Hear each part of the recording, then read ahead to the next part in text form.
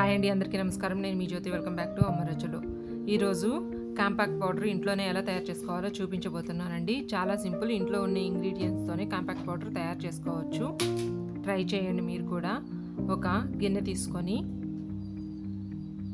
అందులో ఏ కాఫీ పొడి అయినా పర్లేదు, కాఫీ పొడి వేసుకొని మనం వాడే టాల్కమ్ పౌడర్ ఏ కంపెనీదైనా పర్లేదు వేసుకొని బాగా మిక్స్ చేసుకోవాలి. ఇలా మిక్స్ చేసుకున్న తర్వాత రోజ్ వాటర్ వేసుకొని బాగా కలుపుకోవాలి. ఇలా బాగా మొత్తం కలిసేలా మొత్తం కలుపుకోవాలి.